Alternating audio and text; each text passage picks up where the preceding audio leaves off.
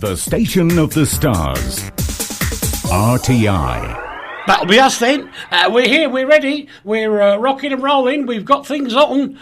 It might even work. This is Eric Wiltsher at the base of the glorious Thatchy Mountains, as it says on the wonderful, wonderful, wonderful new promo thingy from Dave. He's such a little starlet, you know. He is. Don't. His mum doesn't agree, but you know, that's life. So we're off and running, and it's Dave Rhodes. Oh, hello. Sorry, I was just polishing my halo. Careful, it'll slip and go round your throat. Fair enough. Hello. That was very good. Thank you. For those that haven't seen it yet, you'll see it splattered all over social media, Twitter and Facebook and everywhere. And it'll also be on the daily newspaper, the e-version. Yeah, the RTI e-newspaper is out. And you'll see it. Yeah, Dave's done a magic job. And it's supposed to be a show opener, not a promo.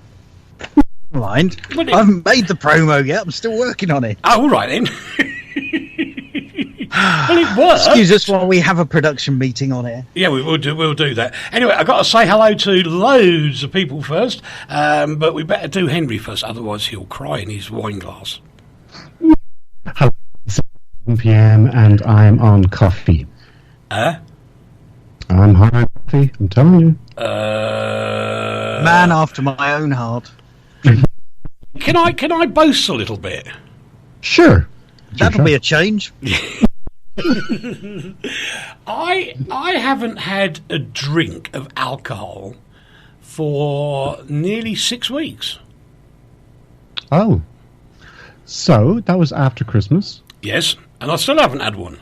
Although it has to be said that Vierka in the office, she brought in a 0.05% alcohol champagne this morning because it's Valentine's Day. Ah. Oh. 0.05. Surely that's like you couldn't taste any alcohol for sure. Well, no, one wouldn't, but it still had a reasonable taste to it. A bit sweet there, it has to be said, a bit sweet. But Valentine's thing of her to do to you. Yes, and then I got a little heart of chocolate. Oh, that's so sweet, isn't it? Dave sent himself a card. The only problem is it hasn't arrived. No. Oh, you must be heartbroken, Dave. Yeah, the only thing that arrived this morning was a letter from a bank. Oh, right. And it definitely wasn't a Valentine. Wasn't a Valentine card, right? No. It was the one that says, "Hello, Mr. Rhodes. We are your bankers. It would be great if you would bank with us rather than us banking with you." Yes. Oh, right. You've been intercepting my mail as well, have you? Something like that, yeah, that's for sure. Anyway, where were we? Oh, I don't know. I'm all confused now. You were boasting that you hadn't had a drink for six weeks. Yes. And I'd worked out that you'd probably need a large tanker lorry of that wine to get you drunk. Yes. If it's only 0.01%. I think it would be and more that would mean you'd probably spend the rest of the show in the toilet and Henry and I can get on with it. Oh. Yeah. Well, that'll teach me to be nice then, won't it? Yeah. Do you know why? Oh, no. Why? Well, because I was thinking this morning, as one does, and I thought, this can only go wrong. I'm thinking, this is Dave. What? This is Dave. Go on. What is me? And I thought, because it was a news item and it was Dave, I'd put it number 1 on the schedule. Oh, God, that was tenuous, wasn't it? No, because every one of Dave's great programmes, he says words to the effect of, "This is like a mixtape for your radio." Mm-hmm. That was on the old show. Oh. Not on the new one. So we won't bother with this story then? Well, I think we should. It's interesting. Yes, I mean, Eric, you've done a fantastic segue there. Have I? Yes. Yeah. It's the first good one you've ever done, so let's keep running with it quick. But basically I screwed up, so it's a rubbish link anyway. Well. We're 4 minutes in and we haven't got anywhere yet, so shall we just... Okay, we'll carry on then. These are the stories that featured on the Consumer Watch Foundation this week, and a few other things, and a campaign to tell you about as well a little bit later on. But the first story, dedicated to Dave and his old show... In the mix. In the mix. RTI. On RTI. A lost mixtape has washed up on a beach 25 years after it was lost. Stella Waddell, she actually made this tape when she was going out to Spain, and it turned up in Stockholm. Amazing. I know. Now, I can't believe this is still going to work. But apparently she got some engineer. The tape was broken. And she got some in. No, it's just, the edges of the tape needed sellotaping back together. And she gave it to some sound engineer, and he recuperated the whole lot for her. So she's got her mixtape back from 25 years ago. Was it in a case or something? Or? No, it was just in the water. She took it out to sort of loll around on a sun lounger in the sea, as idiots do, and it fell out of her Walkman, and it went over the side. Wow, that's just amazing. I mean, people our age group, I reckon, loved to do mixtapes, which are technically legal. Mm-hmm. Press the two buttons when your favourite song came on the radio, and then you'd record the song, and then... I'm just telling anyone who's under 25 how this works. Hang on a minute, guys. Hanker wants us to say hello. Hello. Hello. Hello, Hanker. Hello. Dobry den. Ako se maja? She's in Bratislava. Oh. Ah, nice. That's right. Oh, we better say hello to Hild. I've got to do I can't remember the German way of doing it. Hilde, or Hilda, who's in Germany, who's sending us lots of little thumbs up lovey things. Oh. Isn't that nice? Especially for Valentine's Day. Nice. That'll be it then. Of course it will. That'll be it. Yes. It'll be it. But anyway, this mixtape apparently floated its way to Stockholm. She saw a photograph of it because somebody saw it on the beach, a photographer doing his arty thingy. Took a picture of this laying in the sand. She went, "That's my tape!" And had a word, and they were reunited. Nice, isn't it? Oh. I wonder what was on it. 25 years ago, let's work it out. Well, the most best-selling single of 1995 was Gangster's Paradise by Coolio. Yeah, I love that song. Oh, that's not a bad What song. else we got? Entrance, Staying Alive, Seal's Kiss from a Rose. What else we got here? The Cranberries, Zombie. That was a good one. That was a good track, actually. Take That, Back for Good. Oh, no. Michael Jackson, You Are Not Alone. That was a good track. Read into that what you like. Celine Dion, Think Twice. I just got the joke there. Ha ha ha ha. 2 songs ago. Are you sitting down or standing up, Henry? I'm a bit slow. All right, sitting down. Went over his head. There we go. Anyway, Steve says you're late. No, we're not. No, I think he was late, to be honest. Never ever late. No. And Steve Mann's, you can tell he's late. It's going, have you been drinking too much? Well, we've discussed the drinking thing already. Yes. Yeah, he's missed it. Yeah. So he's missed it. So he was late, not us. Yes. Or it could be Facebook just mucking about as they get sort of sorted out or something. Anyway, RBS. Now, they've come up with a great idea. That's the Royal Bank of Scotland, who were bailed out by the British government because they were about to go bust and all the people would have lost their money. So the British government still owns 62% of the bank, and they've decided to change their name to NatWest Group. How is that going to make any difference? Well, I mean, I look at it this way. It was called the Royal Bank of Scotland. Yes. That's what RBS stands for. Yes. So if the Scottish Parliament get their way and have this referendum and leave the UK, we're going to call it National Westminster because that's London-centric. But then everybody else in the country is going to get really upset because it's London-centric, so they'll have to think of another name. And somebody in a marketing department's making shed loads of cash. Absolutely. And of course, they could just bring back to RBS again, couldn't they? Yeah. Yeah. That's what the post office did. They rebranded themselves as something else that nobody can remember. And then they decided to call themselves the post office again. Yeah, it's like that clean, in Insurance Group, the one that advertises an app for your phone. If you drive carefully, you get a discount. Oh, I don't watch adverts. I spin through them. Yeah, well, anyway, I'm sure it begins with A. Anyway, it's a Spanish company, I think, who bought Norwich Union Insurance. And the trouble is, it'll always be Norwich Union to me. Exactly. Yeah, stupid. Well, you know what's interesting about this? Everyone's trying to simplify things and change names to be smaller. There was a time when Kentucky Fried Chicken was called Kentucky Fried Chicken, and then I think it was the early 80s it became KFC. And they've now rebranded backwards to Kentucky Fried Chicken, which is interesting. I'd love to know why. Mm-hmm. Because everybody thought it was can't find the chicken. Yeah. Good call. Oh, dear. I like Steve Mann's suggestion. What's that? He suggested that they should change it to NAF Vest, as their advert was really hip in the 80s. Doesn't really say a lot, seeing as we're now in the 20s. 2020s. Afternoon to Keith Lewis. Afternoon to Andrea Walker. And a whole bunch of other people. I still haven't said hello to everybody else yet. Hi to Salamar.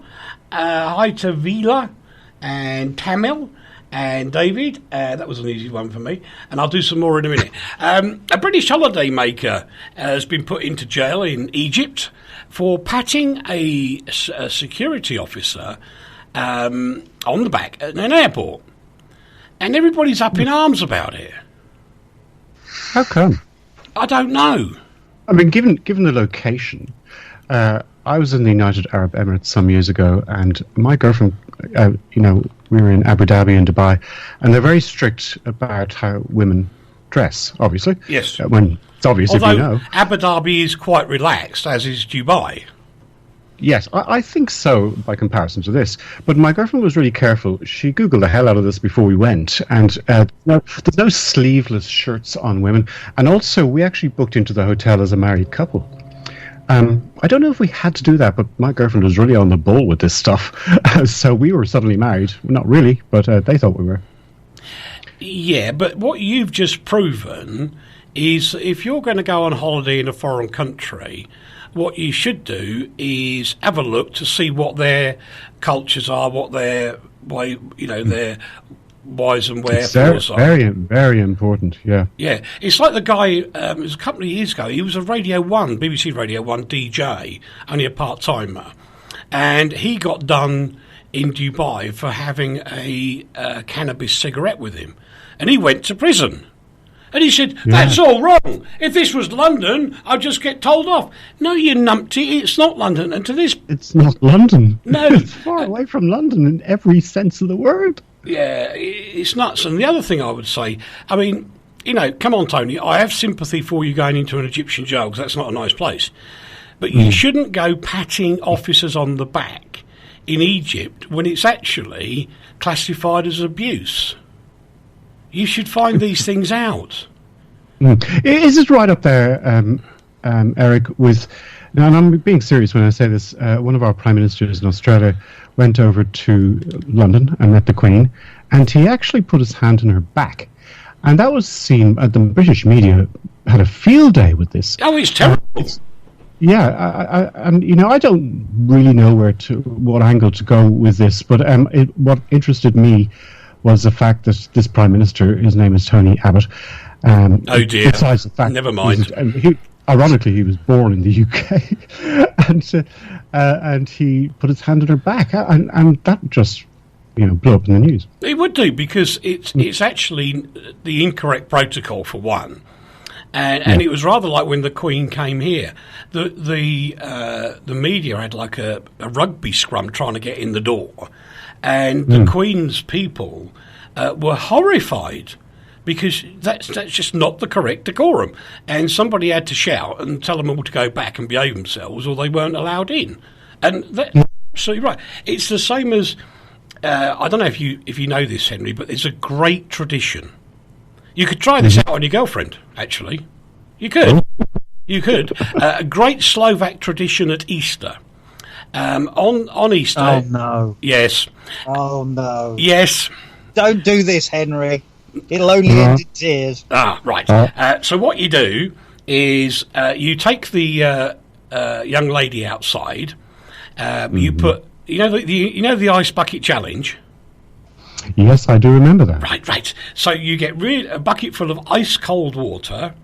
You get a couple of your mates to hold each hand, one either side, so she can't go anywhere. And you throw a bucket of water over her face. Then you get like twigs that are all twisted together, and you smack her bottom. What? That must be almost illegal. It's not.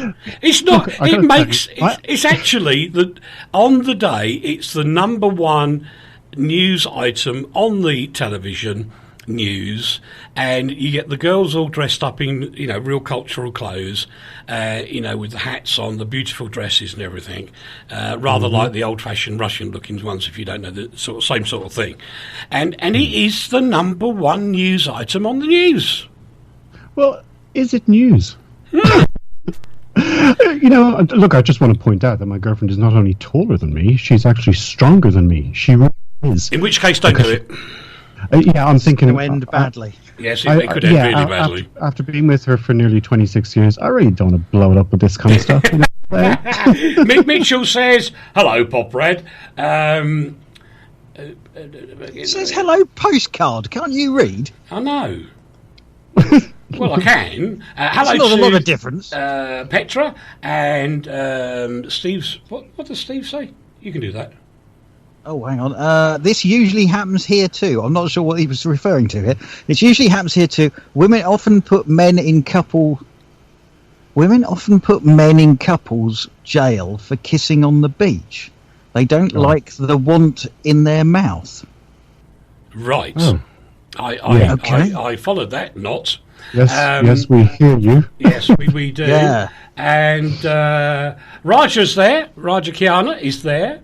And he's saying hello, I think, in... I don't know what language that is. It doesn't matter. Anyway, I like this next story. For those of you that don't know, Bill Turnbull was the news anchor on the BBC's breakfast show for ages, like decades. And sadly, he contracted cancer. And it was a really nasty case of cancer. For some, it must be his brain that's doing it. He's managed to fight it, even though he's now retired. So all of a sudden, Bill has turned up on the opposition ITV breakfast show called Good Morning Britain, which is normally anchored by Piers Morgan. Now, Piers is going away at the end of the month, September, and they've got Bill Turnbull back on the telly with his old BBC co-host, Susanna Reid. I think it's stunning. Stunning. All on ITV, the competition. Mm-hmm. Sorry, I heard the BBC doesn't have competition, don't you know? We'll be coming on to that later. But I just think it's a stunning thing to do. Yes. It's a very clever marketing trick, really, isn't it? It's brilliant. Whoever came up with that idea deserves a pat on the bottom. So did they take Susanna Reid in at the same time as Bill? No, she's been there for years. She's been there. Okay. Yeah. What happened was Susanna left the breakfast show on the BBC to go to Good Morning Britain. And I can understand why, because the money's going to be better there anyway. So, why not? And I think the on-air relationship between her and Piers Morgan is just amazing to watch. And I think that's where she was looking at. But to have good old Bill Turnbull back on there is just fab. It really is. So good luck to Bill Turnbull. Yeah, because the two of them haven't been together since 2014. That's when she left BBC. No, not quite. Bill was there last year to plug his book. And so he was on the set. And he jokingly said at the time, if you're ever off, Pierce, I'll fill in for you. And that was the whole joke of the thing. They then took him up. They took him up on the idea. It's kind of nostalgic stuff in a way, isn't it? Yeah, to see them together after the years on the BBC. Yeah. Add me on FB. Oh, I see. Sorry about there's... They're coming to get him. He's going to be taken away. Yeah, they're coming to take me away. To the funny farm. Cannabis goods could be off the shelves in the UK if they don't get approval by the Food Standards Agency. And I was told that some shops have already closed in the UK because of this. And it's not the naughty cannabis. This is the one where all the hallucinogenic stuff is taken out. And it's used as an alternative medicinal product. But the Food Standards Agency have now said, we're going to regulate the lot of it. Now, the only reason I put this here is there's been such a hue and cry in the UK with, one woman being threatened with jail because she was getting some of these products into the UK from the Netherlands because her son had a terrible, terrible illness, and the only thing that kept him stable was cannabis. So it makes you wonder if people aren't looking at it in the right way round. I don't know. What do you reckon? Well, it's been known that cannabis can help with pain. Interesting to see what's going on stateside, as in North America, where many states are now legalizing not just cannabis in liquid form or whatever. You can just buy yourself a plant, and it's legal. Not here, it's not. No, I understand. No, in the US. I'm talking about America. Oh, sorry. Coming off the shelves in a year, is there any particular reason? It doesn't seem clear from the little I've read as to why they're doing this. Are they saying it's dangerous?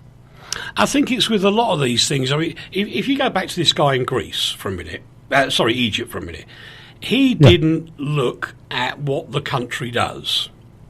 And I think that is the case with many others, because I'm going to go back now to 1991. And Blimey, can you go back that far? Can you remember that far? I can. And I was with... I did this wacky news programme with Bob Stewart on Radio Luxembourg. And my brief was to find the most bonkers stories you could find, which, as Bob quite rightly said, suited me down to the ground. And I found this story the first time that in California there was a medical agreement to issue cannabis cigarettes to people with MS to help them. Well, you've never seen anything like it. The boss was on the phone. You can't say that. Well, I'm reporting the news. And he said, oh, no, we're not allowed to talk about cannabis, Oh, no. And there's this thing that goes alongside it where people don't look at what's going on in the cultures. I think this is a big problem. We've had a big feature this week on the Consumer Watch Foundation Facebook page, and it's all about narcissistic people. Because we found out a load of... the bullying that goes on from one person to another, especially when you've got separated parents, is actually quite horrendous. It's absolutely horrendous. So if you go over to the Facebook page, you'll find... I've just chosen Michael Gervais, who was one of the leading lights helping somebody to combat this. And there's a whole load of tips... what you should do in a conversation with a narcissistic person. Actually, he says on there, it's an illness. It's an illness. And he classifies it as an illness. So if you've ever suffered with people sort of, being ridiculously rude or particularly nasty, and they don't actually know the difference between right and wrong, which I find cool. I have known someone with narcissistic tendencies. And then I realized what she was doing. The problem is that these people are control freaks, and they're very insecure, and they want attention all the time. Oh yeah, they've got to be right in the middle, Henry, haven't they? Yeah, and if you're at a party, they will interrupt you because you're not involving them in your conversation. That person will make themselves become involved. I had to get rid of this friend because she was driving me nuts. Hang on, Henry. We just blown it. What's that? We just blown it. Why? Well, we have 3 radio presenters here. Mm-hmm. You know where this is going, don't you? Yeah, keep going. Keep going, anyway. All take centre stage at some point. So are we all a bit bonkers as well? You know what? People in the broadcast industry are naturally egotistical because you know what? I come from a commercial radio background, as we all do. You kind of have to a certain extent, because it's a very tough industry, and it's a tough job, and you have to have a lot of at least perceived confidence to survive. Would you agree with that? Yep. I couldn't agree with you more. Steve's just asked, would I do breakfast television, or us probably. The nearest I've ever got to that was the breakfast show on LBC 97.3 FM London. That's the closest I ever got. Used to do late night telly. Done that. I did breakfast telly. When? Because we did it at Satfest, and I ended up doing the breakfast show. You did. You see, that was wonderful delegation. Yes, and as I don't do mornings, it was quite frankly terrible. So no, breakfast TV is not going to work unless we can do it in the afternoon. But we are doing breakfast TV now. That's true. It must be breakfast somewhere. Yes.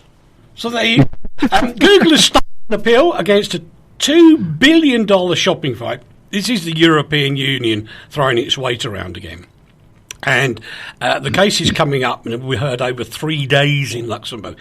And I got a question to put out. Now, what the European Commission is saying is that Google abuses its position. They're always saying that. Now, wait a minute, and I'm no fan of Google, but Google owns a bunch of stuff under the banner of Google.com. They have to pay for that every 3 years to keep it under the rules of the interweb. And, it's theirs. If they want to put "Don't love the European Commission" at the top of their page, they can. Why not? So it's not illegal.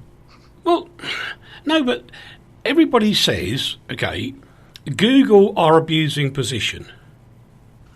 Isn't there people in the European Commission abusing position?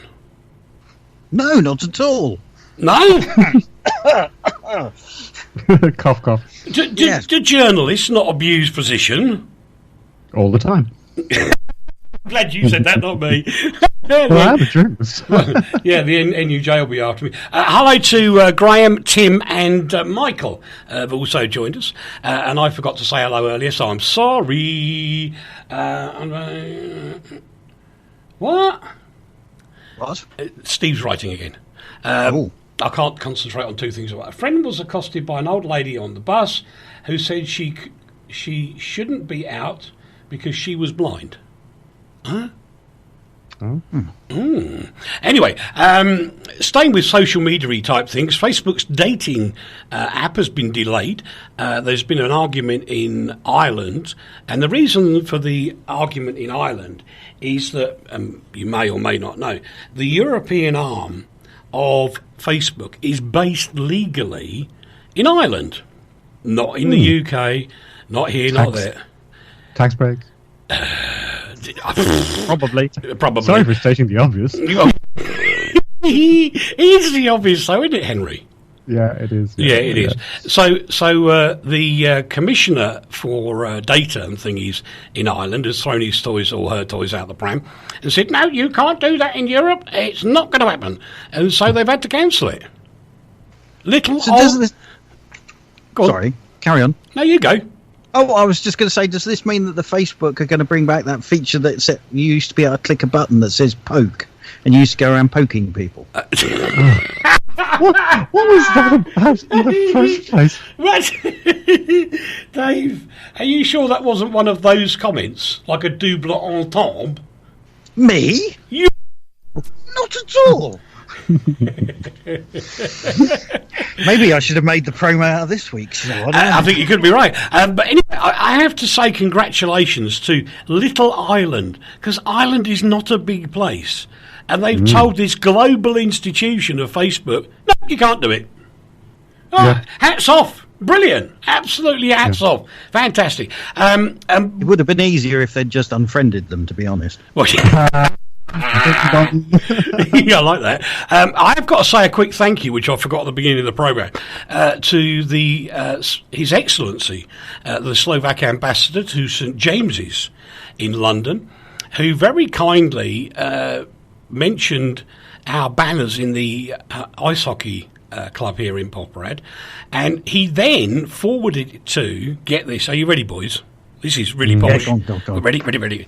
He only forwarded the information to Diplomat magazine. Mm-hmm. Now, isn't that posh? I'm not sure. Well, it goes to every diplomat in every embassy around the planet. And they probably don't pay the postage on it. Probably not. But, Diplomat magazine, it is so up there. I mean, there's not many above it. But then again, you could have found something probably with a bigger sort of circulation, like Time magazine would have been good. Well, that would have been good, but I mean, how posh are we? Have you ever seen Diplomat magazine on the shelves in your local newsagent? I haven't. I don't go to newspaper shops. So why is it good then? Well, because Eric, I know where you're coming from. Yep. I know it's called credibility, isn't it? To be up there, yes, the credence. Echelon, Yeah, the higher echelons. It's like, what's that magazine? What's it called? Where they have the horsey people and the very multi-rich. Oh, that one, yeah. It's not it's not Forbes. No, it's not Country Life. It's not Forbes. No. You have to be a multi-millionaire to even get in Harper's it. Bazaar? No. It's got the word country in it, I'm sure. Anyway. Don't know. Anyway, it's as posh as that. Is it as posh as the radio magazines? When I was writing for the radio magazine, definitely. What magazine was it? It's called the Radio Magazine. No, really? you mean it was called the Radio Magazine. When Dave and I's great friend Howard Rhodes used to be in charge of it. Wonderful man. I must play that special program we did for him sometime. Anyway, I love this guy down on Kangaroo Island in Australia, professional tree climber, has taken his time out of work and he's climbing up trees in the fire-ravaged areas of Australia. Henry, you're following this. He's been rescuing koalas, bless him. Yeah, it's fantastic stuff, and he's not the only one, by the way. No. There are others as well in other places in Australia, but this is the big story. Kangaroo Island was so devastated, and it's a beautiful thing. And just to remind our listeners, it's now been recorded over 1 billion animals died during the bushfires here. Jeez. So you got this guy. He's a professional tree climber. That's what he does for a living. But he's not getting paid for this. He's just doing it, and I love this. I think it's fantastic. And how are the fires now, Henry? Well, I'm glad you asked. In New South Wales, the state I'm in, all the fires are in control. Now, that's the first time in 3 months, which is fantastic. Because we, of course, went from, fires to floods, smoke everywhere in Sydney. But they're very happy to announce, the RFS, the Royal Fire Services, are very happy to announce that there are still fires in New South Wales, but there's none out of control anymore because of all the rains. But it could all happen again. I've just remembered something. It's like Tatum or Tatrum or the magazine for the Tatler magazine. Tatler magazine. Thank you. We got it. It's like being in Tatler magazine. Or not, it's the case, mate. Or not, it's the case. Sorry, maybe. Henry. He interrupted you. I'm sorry. Well, okay. It's my age. It came into my head. I have to splurt it out. But you've always been like that. Yeah, no new news there then, Dave. Which reminds me, talking of no new news, the man that invented the phrase, Emperor Roscoe, is having some eye operations. So good luck, Emp. I hope it all goes well. Ooh, yes. And we're waiting to get news back. He went into the hospital yesterday to try and get his eyes back so that he can see again. He does, a lot of people know, he suffers from diabetes and it has affected his eyes. So he's going in to have a go. What a top guy. Good. Yeah, Fantastic, absolutely. yeah. Retail shops are ganging up on the HMRC, the Treasury in the UK, demanding lower business rates because they are struggling with this high street crisis. And I kind of get that because the rates on shops are ridiculous. Always were. I read last night online that one of the big shopping mall companies in the UK is not very financially well off. No. And it sort of all comes down to this fact that it's cheaper to buy stuff online, and that's why all the high streets and all the shops are going to the wall, because nobody's actually going down there and buying anything. Or if they do, they go down to the shops, look at it, go, oh, that's nice. I can probably get that cheaper online.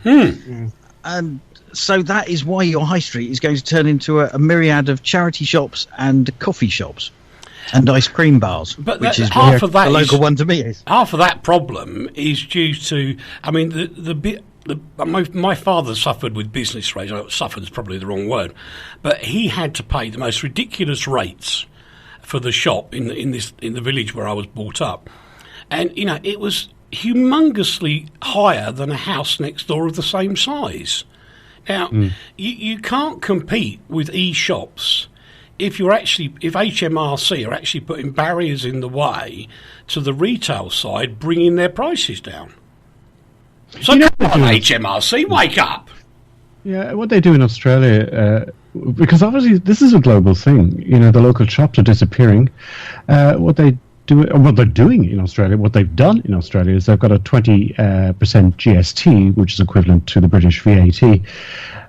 But so if you buy something overseas, and I think it has to be over or under, I don't know, a certain price, you have to pay 20% on top of it. I don't think it's having much an effect, because what these companies are, these online companies are so much cheaper because they don't have to pay rent like the shop down the road. Oh, true, but they still have to pay warehousing and all sorts of other things, so they have got on costs. But I think that's true. I think the other thing to remember, and I can quite happily say this was Orange, because I wanted to swap my phone for another one, and they gave me a quote saying this is a discounted price because of your contract. That price was €100 more than a shop. Now, I mean, how can somebody like Orange justify being €100 plus more than a shop and actually say you got a discounted price? And I looked at the original price. I've gone, what the hell? There's nobody that pays €1,300 for that phone. Impossible. So I look on a standard shopping. I look on the interweb to the shops, and I get a price 700 and something, which is ridiculous. And they were offering it to me for 800. I mean, it is nuts. There's both sides of this to look at. The margins that you get in shops is not going to be what it was before. You have to cut your cloth accordingly. But if the tax people actually helped out, it would be wonderful. It would be wonderful. Tesla, Dave. Yes, I read this. Yes. So over to you. Tesla have recalled 15,000 vehicles over a power steering issue. The cars being recalled include mainly Model X vehicles, which were built before October 2016. But those built after that date are not affected. So if you have got a Tesla after October 2016, don't worry about it. But you would have thought somebody would have noticed there was a problem with the power steering before now. I'm surprised they sold 15,000 vehicles. Oh no, there's a lot. There's a lot in like America and places like that. When I was out in the States, there were Teslas everywhere. It was quite impressive. But I think you mean they were all parked up at the charging points? Yes, and there were charging points at most of the Hollywood studios by all the different docks. As you went round, there were Teslas all lined up. It was mad. Oh. Funniest story of the week regarding electric cars are the owners of the Audi e-tron, who in the States, who are getting to 10,000 miles on their cars, their electric cars, and there's a notification flashing up on the dashboard saying that they need to go for a service and an oil change. I love it. I love it. Mitchell's posted Antarctic temperatures exceed 20 degrees for the first time ever. I didn't know that. I didn't know that. I didn't know that either. Anyway, Heineken is celebrating, as we were talking about it earlier on, non-alcoholic beer sales have got the strongest growth in a decade. What's going on? I don't know. That's because none of us lot are drinking. Well, you were talking about that very low alcohol in wine, of course. What I'm surprised about, I went to the Heineken factory and got quite drunk at 11 o'clock in the morning. we don't do that action, ladies and gentlemen, boys and girls. And I did that I got the beer for free. It was a wonderful, beautiful thing. It was for research purposes. Hey, Henry, the Guinness Brewery. So, yes, I have actually, but I can't stand Guinness. I know. I can't stand it. You're an Irishman, for God's sake. Listen, I've been almost killed for saying this, and here I am saying it on air. But it's true. I just never like Guinness. It's very tangy. I just never got into it. But non-alcoholic beer just seems like a waste of time to me. I agree. I like the taste of beer, and I love Heineken, but it's a combination of things: the taste of the beer, and the fact that you feel kind of nice when you're drinking it. You know.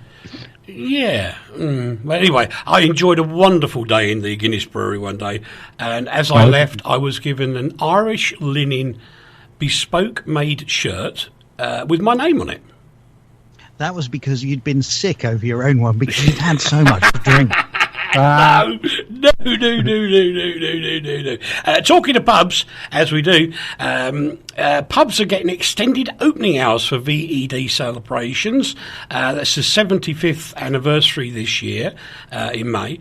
And pubs and clubs and bars that trade till 11 normally in the UK will be allowed to stay open for 2 more hours to mark the 75th anniversary. And I hope everybody flies their union flags and to the councils.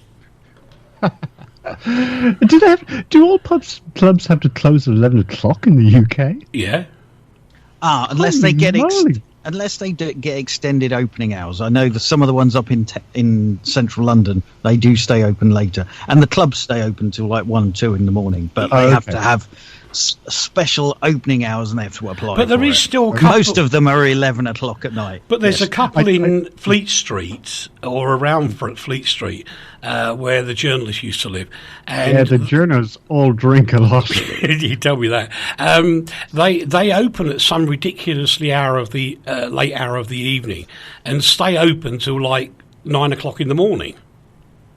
Fantastic. No wonder, there's an ongoing joke. I worked in the Irish Independent as a rookie, and there's an ongoing joke that you see spelling mistakes the next morning when you get your morning paper, and it's because they're all drunk because they go back at 11 o'clock to do the finals on whatever the story they're covering. They're actually drunk, and that's why you get spelling mistakes. I'm sure it still happens. Could be. Well, as per the police outside your place, Henry, Steve wants to know, are there men in white coats standing outside?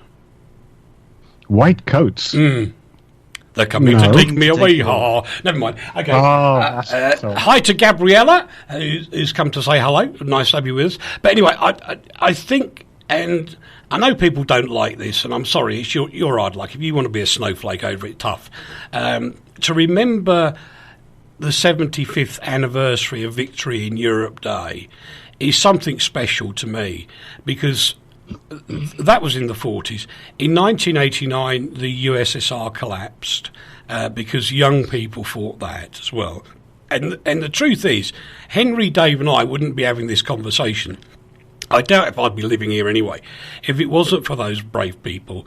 So huge respect to them, and I know there are a few vets left that will be around at that time. And if you see one of those vets, take him for a beer. He'll love it. He'll have half a brown ale, that'll do, and he'll love it to bits. The Formula One Chinese Grand Prix has been postponed because of the coronavirus. What am I going to do on the 19th of April? Is everything getting cancelled in China now? Yes. It's just amazing, in a bad way, how this is affecting not only people, which are the most important thing, but their economy is going through the toilet over this, and that's going to be peeing them off quite a lot, I imagine. Well, they've dropped the some of the tariffs with America to enable more food to get in the hope that they can also sell more back by cancelling some of the tariffs to help things out. And you're quite right. The currency and the stock, because believe it, people don't realise they do have stock markets in China, even though it's a communist state, and they are struggling financially like there's no tomorrow. Yeah. Yeah, and of course, here in Australia we're geographically close with China, and that means with trade we're close with China. Yeah, you do coal and steel, isn't it? Yeah, all the bad stuff. And we're very close with them on this. We always have our arguments between both the nations, but we all realise that if we don't get along, no one's making money. Correct. And that's what what's his name in America? What is his name? The president? I can't remember his name. Trumpington. He believes in tariffs and all that stuff, which chokes economies, and that's the Chinese are pretty smart. They know when they just gotta, they want that trade, they need it. There's billions of people in their country, and they're not all rich, Well, another thing you can be guaranteed on this programme is you will get an answer. Graham Kirk has answered for us. It's pubs around Smithfield Market that open really early in the morning for overnight workers. And that makes sense to me, because if you're working nights, when you come out at, say, 6 o'clock in the morning, that's your evening. So you go to the pub. Yeah, makes sense. I get it. Ofcom are set for new powers to regulate harmful social media content. Now, I have to say, because we are on a global platform, that Ofcom can only regulate content that's in and out of the UK or originated in the UK. They can't regulate something that's from Australia, for example, but they can stop it going through. So they do have options. But this is, in one way, it's wrong. But in another way, it's flipping right, because ordinary people who don't have maybe legal access or the knowledge to know how to fight somebody like social media giants will then have somewhere to go if someone is being stupid online. And I think that's great. But the problem you've got is anybody can post stuff on social media. I can go on and post something now. Right. And it's up there. Somebody's going to read it. They might be offended by it. That may hurt them emotionally. How are you going to regulate that? There are so many people. You can't regulate everybody's post on social media. No, it'll be a bit like television and radio with Ofcom. It'll be complaints focused. And then it's just, the problem with it is, as soon as people get away from being face-to-face, the stuff they write online, you'd never say to people to their face. And it gets... And it's... keyboard warriors. Keyboard warriors. And, the worst offenders, to be entirely honest, are kids. Kids who've got smartphones are so... No, it's the ruddy parents. Yeah, but how the problem... Well, yeah, the first parent that gives a kid in a primary school an iPhone, and it all goes downhill from there. Because then you get the pester power, and then how do you regulate it? Because they become so difficult to control. But equally, Dave, we repeat the story of earlier to some degree. There are cultural things that happen here that people in the UK would find totally unacceptable. Unacceptable. It's not abnormal for somebody in an office to have their bottom patted as a congratulation, and it's seen as a great thing. Now, if you post that on social media, what are Ofcom going to do about that? Well, yeah, but what I'm saying is that within the UK, you're going to have people posting stuff, and there's no way Ofcom can regulate it. No, I'm sorry. true. That's true. It happens. It happens so quickly and so globally. Yep. And just to your point with regard to these teenagers, or most of these abusers on social media abusers are actually teenagers, and it really is an online global version of a teenager going nuts in your house and slamming doors and in the old days spending tying up the phone line for about 2 hours talking to her boyfriend. This is an online version of that. I couldn't agree with you more. The BBC are in under pressure again from the new bloke who's in charge of the Ministry of Funny Walks in the UK, etc., with the big change round in ministers. And, this tends to annoy me a little bit on two sides of the fence. I know what the government is saying. The BBC needs to wake up and smell the coffee. They've got to stop putting all these junk programmes out that youngsters who are stakeholders, the same as everybody else, don't like, don't want, never watch, never listen to. And I agree that they're absolutely right. But when you've got old fogies in charge of running an institution like the BBC, you're always going to have old fogey schedules. You can't be off it. You've got to put young-minded people in there to wake the thing up. And then you stand a chance of getting the youngsters on board who would enjoy it. But whilst you've got old gits in charge, you've got no chance. No chance at all. So I think... Well, the BBC's got no chance because it has to appeal to everybody, from the youngest of the young to the oldest of the old. So you're never going to win on this. No, never are. Dave, is this you? What? Apparently half of Britons take their mobile phones to the toilets in a very unhygienic habit, and a lot of them end up in the toilet itself. Over 250,000 claims now. I can't say I sort of use my phone in the toilet. I know people who have managed to drop them down the loo, which fascinates me because I don't know quite how you can do that. But there we go. Yes, we got a message, a most important message.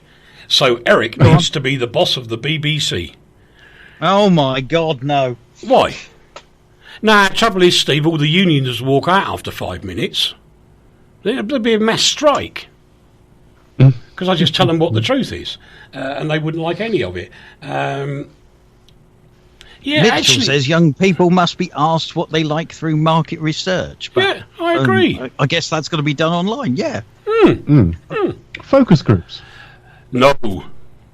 Focus groups can fiddle it. Don't like them. But anyway, my other half sometimes takes her mobile phone to the toilet when she's playing games on it. That has to be said. I've even noticed her take a tablet in there once, and she's probably listening to this and going to kill me in a minute. But there you go. I just don't get it. Half the time I haven't got my phone with me. Wherever I am, it's in my bag. I have a man bag, Henry. Oh, good. So do I. Thank you. Eureka! And I absolutely do. Yeah. Yeah, it's a great thing. What's funny, Eric, is here in Bondi, everyone's very multicultural and everyone's pretty cool. And of course, man bags, I think, are very prominent in Europe and places like Italy and Spain. But if I go out to, let's say, a more working class area, and I go in with my man bag on my shoulder, they stare at me. I know. And I just ignore them. They stare at me. It's ridiculous. Why have you got a bag and they don't even know that this is okay? It's practical. I have a question now, Henry. Henry, question. Yep. Is your man bag, as mine is, comparable with your girlfriend's bag, as mine is with my wife? Because there's so much stuff in it, I couldn't get it in my pockets anyway. No, mine is... Oh, no, not at all.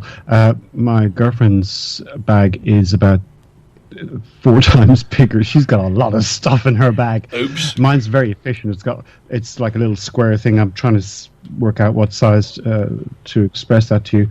But look, it's not big, but it's got lots of different zips and places to put stuff. I'm just trying to think. I just put my quick list. I just put my vapor there and my keys and my phone, that sort of thing. I have my wallet, my phone, my Siggy machine, spare inserts. I have a Wi-Fi unit in the front. You do? Yeah, so when you put a SIM card in, like a phone SIM. Ah, right. Okay. Oh, a mobile hotspot. Mobile hotspot, yeah, I've got one in the bag. It's about the size of a box of matches. They're so small these days. I've got keys to home, keys to the office, keys to the garage, my sunshades, earphones. What else have I got in there? My inhaler, business cards. What else? A coffee machine. A cuddly toy.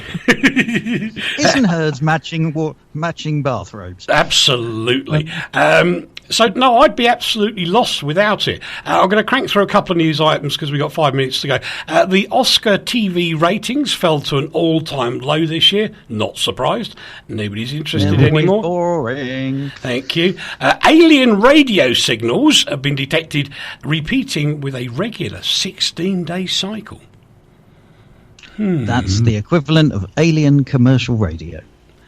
That's true.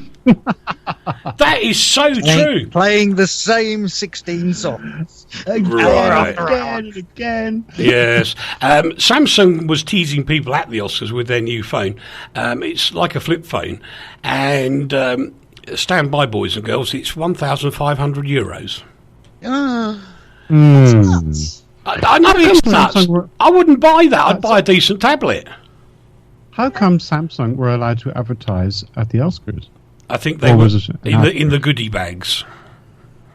Oh, there's always a way around, isn't there? Yeah, there always is. What was that bloke who used to have the large telephone on the television in the UK? Dom Jolly. Dom Jolly, that's it. I think I'd rather be like Dom Jolly with a huge tablet rather than pay that kind of money for a phone. It's ridiculous. Because tablets do that anyway. They price themselves out of the market. We're going to highlight Mr. McLarry, who's a nasty piece of work. He was the guy at Yardley Industries for the Disabled. Nasty piece of work. And the head of the charity. He was jailed for stealing £256,000 for a holiday home. Sir, you are despicable. You really are the most... Well, you're not even a human being. And to finish on a high for me, and probably not for everybody else, there's been a huge fire in California. Massive. Again? Yeah. It's Apollo Masters. And Apollo Masters make the lacquer for making vinyl records. And it's all gone up in smoke. And do I care? Nah. Not at all. No. When was the last time you bought vinyl, Henry? You're a vinyl man. Oh, look, for me, it's a lot. I actually have a record player, and it's got a USB slot in it, which I thought was really weird. I bought that thinking I'd play my vinyls, but I never did. I'm in the same boat. My chairman bought me one as a Christmas present once, and it sits in the office. It looks very pretty and very nice, and the only thing I've ever done to it was take the back off, build a box on the back to put a smartphone in, an old one, so that it is now an internet radio receiver. Well, that's practical. Yeah, I turned it into an internet radio receiver. That's brilliant. Yeah. And it is a gramophone. It's got a radio and all the rest of the stuff on it. Anyway, we are out of time. Henry, what are you up to this weekend apart from work? Oh, well, tomorrow I will sell beautiful wine right across the continent of Australia. And on Sunday, I may sleep all day. I'm really exhausted. Oh, right. We've got to say hi to Lokita, who's just put a little message up giving us 10 kisses. Oh, thank you. Isn't that nice? Wonderful, wonderful people. Which kind of proves really, because that's all on a chat room, which is basically for under 35s. And a couple of them have messaged us in the past. I say, why do you listen? Because you're cool. Obviously, doesn't know us personally. No, what are you up to, Dave? Clearly. I'm going to be sheltering from Storm Dennis on Sunday. And that's it then? That's about it. Oh, and I need to wish my dad a happy birthday for today. Oh, happy birthday, Mr. Rhodes. Nice one. Dare we say how old he is? No, that's a closely guarded secret between him and the Queen. I like that. Right. He's going to kill me. Probably, yes. He probably will. With that, thank you guys ever so much. See you next time. Same bat channel, same bat time. And we'll... who have we got coming up next? We have got the lovely Steve Bishop, who was dragged into work the other day because somebody didn't turn up to drive a train. And he got down the track a bit and there was a tree all over the line, poor Steve. But he is a very safe journey person, he is, and a great presenter of the oldies record thingy malarkey, which is coming up next here on Radio Tatras International. As the jingle's about to say, your station of the stars. The Station of the Stars. RTI.